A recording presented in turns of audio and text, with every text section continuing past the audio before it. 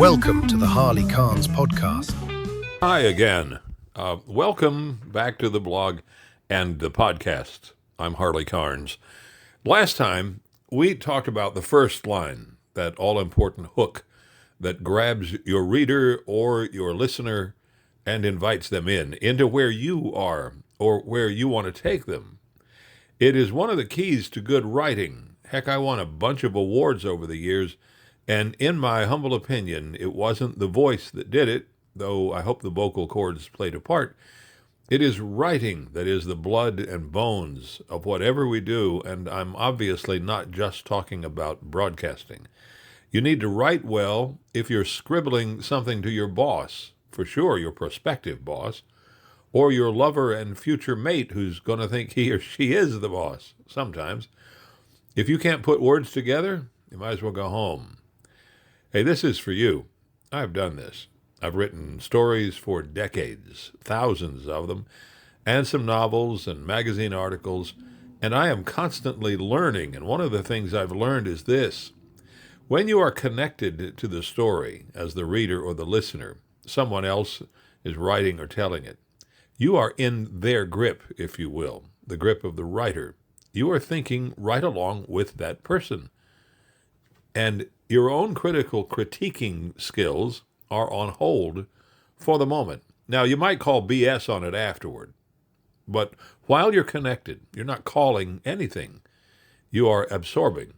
Now, if you get a steady diet of the same story, the same perspective, you will tend to move in that direction. It is the basis of propaganda. It's also the basis of good and persuasive salesmanship. Repetition is the key. Intelligence agencies know this. So do the news and entertainment media. They may not have been taught it this bluntly, but they do it, and we all are, to some extent, convinced and controlled by it. But that is a podcast for another time. Right now, we are just talking about the closing line or lines in your story. Hey, I want you to think about writing in a slightly different way. A lot of us talk like soup. Lots of ingredients, all mixed up. We spew out words like they're coming out of a garden hose. Poorly aimed, making everything wet. It's often very sloppy business. If you want to be a more effective and persuasive speaker, able to communicate your thoughts clearly from the heart, learn to write that way. Writing's a lot slower than speaking. You have time to think through what it is that you want to say and how you want your words to land. And the more you do it, the easier it becomes. Will that make you a better speaker? A better salesperson? A better employee or boss? And yes, a better lover. Absolutely. Be a silver-tongued devil. It's not bad. Okay, enough about writing. It is important. We are focusing today on the last words, the last lines in your story. It is the moment you trust your story to stand on its own feet, where you leave your footprint, where meaning settles gently like a mantle on the reader's shoulders, or maybe like a punch in the nose. It just depends on what you're trying to do, right? This is where emotions collect in a quiet pool. It's that moment when your reader says, "That was a good book," or your listener knows, "That won't be the last time I tune in. I will be back for more of this." If you remember the promise at the beginning, the handshake, then you know the ending is where you keep it. Let's talk about how to do that. A strong last line, and it's important to repeat this, seals the promise you made at the start. It delivers meaning, not just information. Those two things are related, but they are different. It gives closure without slamming the door. It echoes your theme or your emotional truth. That's where the meaning comes in. And most of all, it lingers. If there is meaning, it's something to think about. It doesn't need to be poetic, but it does need to land. I'll give you a great closing line for a lot of different circumstances. If at the end of it you look at the person or you are writing and you simply write these words, think about that. I'm not suggesting you use that all the time, but that is a closing line. It's a very simple one, has nothing to do with the topic. It merely suggests that the person spend more time with whatever it was you were talking about. So think of it like this. The first line is the spark. The last line is the smoke from the campfire you just enjoyed, the thing that tells you something powerful just happened here. Now, I collected a couple of famous and outstanding examples. Some last lines stay with us because they hurt. Others because they heal. Some zip the story shut. Others leave it ajar just enough so that we can crawl back in later. Now, a couple of classics. He loved Big Brother. Or, spoken this way, he loved Big Brother. That was from 1984, of course, George Orwell. After all, tomorrow is another day. That's from Gone with the Wind, Margaret Mitchell. So we beat on, boats against the current, borne back ceaselessly into the past. The Great Gatsby, by F. Scott Fitzgerald. They don't explain everything. They don't tie it all in a bow, but they do complete something. Something we felt, maybe even something we didn't know we needed. Now, in journalism, the last line might be a summary. It reminds us why the story mattered. It gives you a beat to breathe, a pause. Sometimes it's a poke in the gut. You know, I realize as I say all that it sounds kind of heavy, like, how am I going to find the right words? Well, it doesn't have to be fancy. Bill Lynch, I think it was, on CBS, did a story years and years ago when the famous atheist Madalyn Murray O'Hair had gone missing. This was 1995. It was a huge national story. Reporters were spending lots of time talking about the search and the fact that she had not yet been found. But Bill, he was running out of time in the newscast.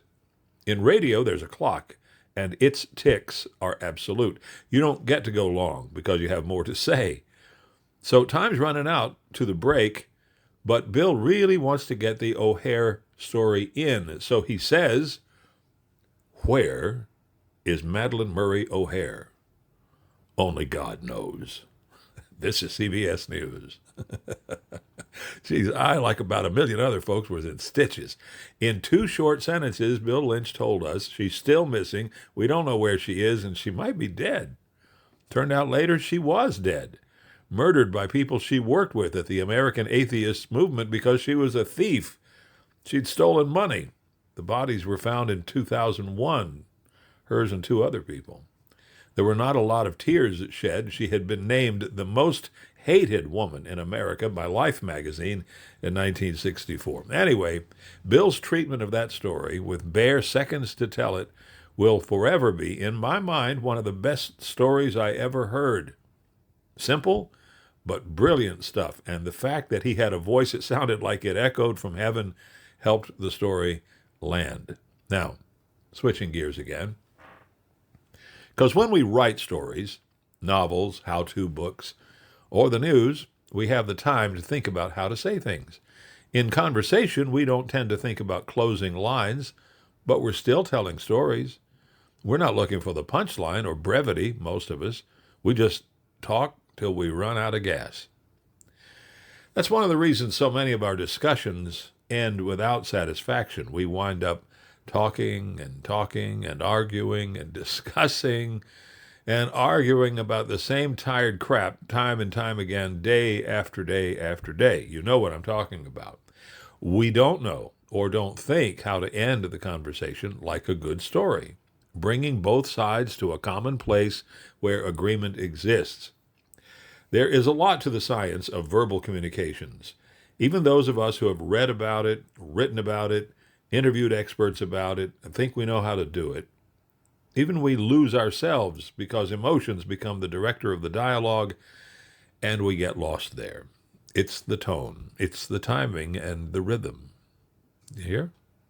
Even the silence. Oh, buddy, let me tell you. My sweetheart does not tend to use silence as much as volume. But when she does, it's a whole lot more powerful. Silence, used properly, is like putting the listener into a room where nothing is going on, where it is dark, or maybe where the lights are coming on. Silence.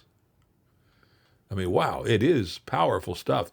It's only in the silence that we can meditate, where we can hear the voice of God. But that's a whole nother podcast too, now isn't it?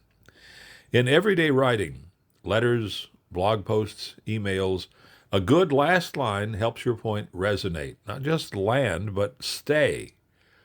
So here's a gentle suggestion. The next time you write something, read the last line out loud to yourself. Then ask yourself, does it feel like a good goodbye? Does it match the heart of what came before? How does your own last line make you feel reading it? Does it whisper something worth remembering? If not, it's not your last line yet.